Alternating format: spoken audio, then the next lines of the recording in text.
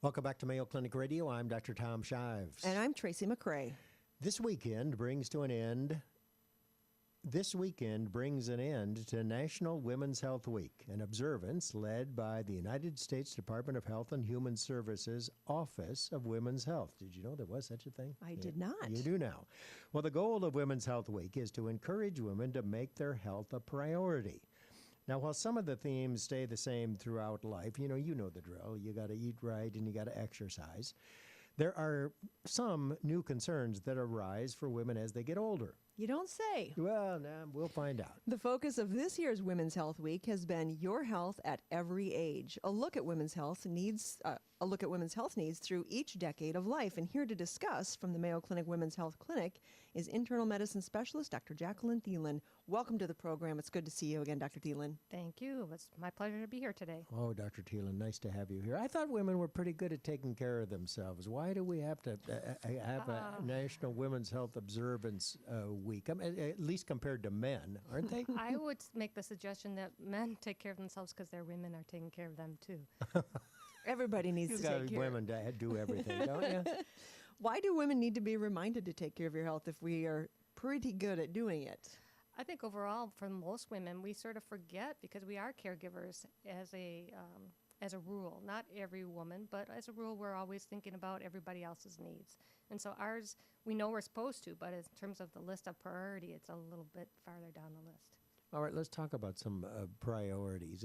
In general, for women of all ages, what are the most important things that women can do to stay healthy? You sort of mentioned, the basics in terms of healthy living choices, but I think safety is one of those things that women sometimes forget. We're talking about young women, seatbelts, safe sex, and of course, as we get older, we're talking about holding onto the railing before you fall down the stairs, or even not slipping on a slippery floor. It seems like more and more people are talking about exercise as an important component of staying healthy. Do you think that is as true for women as it is as for men? Definitely. I think for women, their mind-body connection is very strong, and so their ability to exercise does help them maintain their mind, their mood, as well as improve their sleep. And when all those things are functioning at their best, they feel a sense of well-being.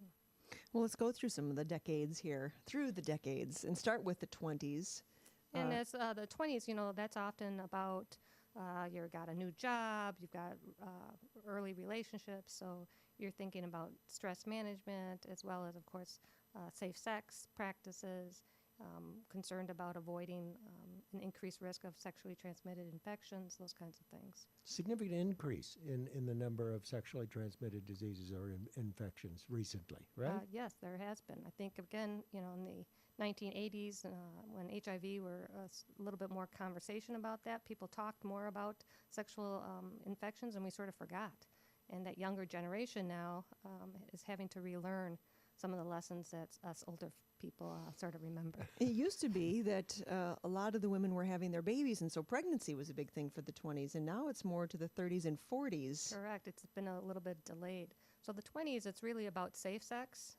They think a little bit about fertility, but not a lot. It's certainly more the fertility issues are now in the 30s, and not only what to use to prevent pregnancy, but can I get pregnant? And so the infertility piece has really become a much more dynamic conversation. What else for the 30s?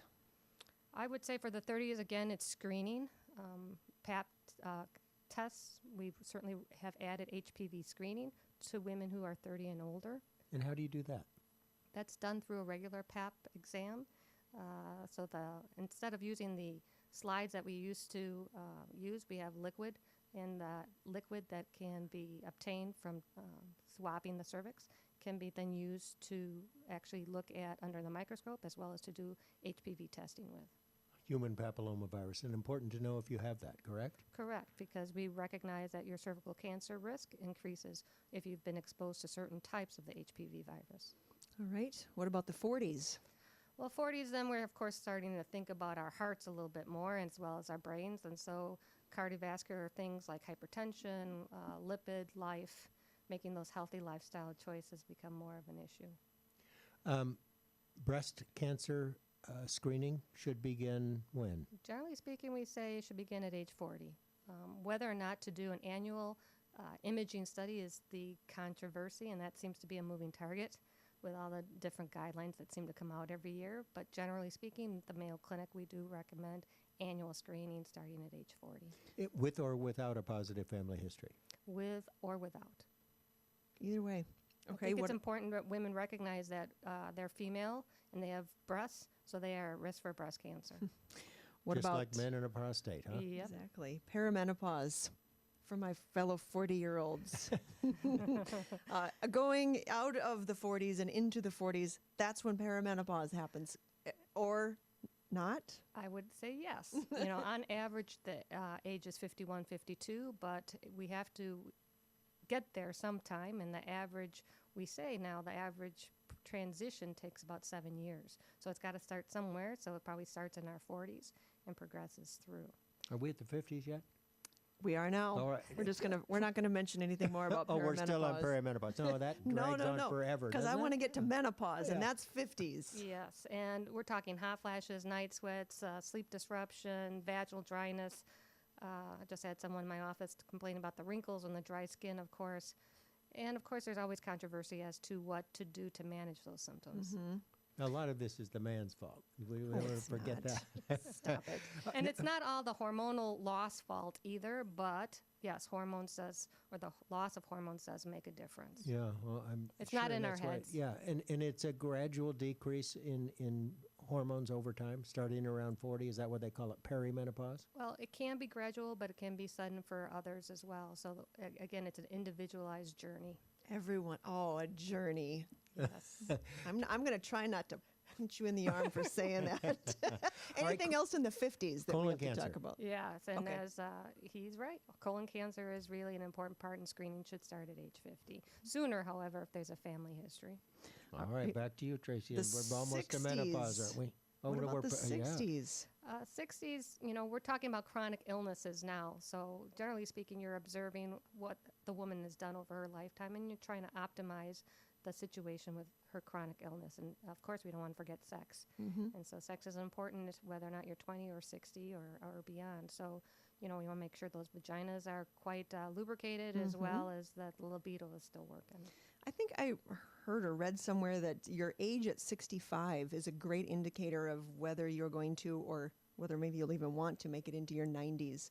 Is there something? Your have you ever age, heard you any mean of your that? health at 65? Yeah. Yeah. Yeah, it I has do to think, do with you know, that. if you have a lot of illnesses, you probably just feel old. And physically, if you're aging, that's probably going to change your level of well-being, whether or not you want to get to 80 or 90.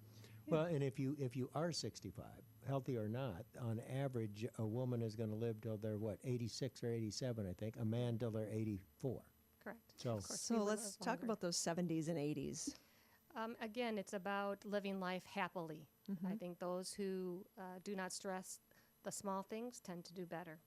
And I think it's important to, again, emphasize mind, body health and do the things that make you happy, not spending too much time on things that make you sad. yeah, all right. Do whatever makes you happy. It Tracy, sounds when good you to get me. there. I mean, you got a long ways to go, don't you? Okay, I hope I get there. Mayo Clinic women's health expert, Dr. Jackie Thielen. Thanks so much for being with us. Thank you for having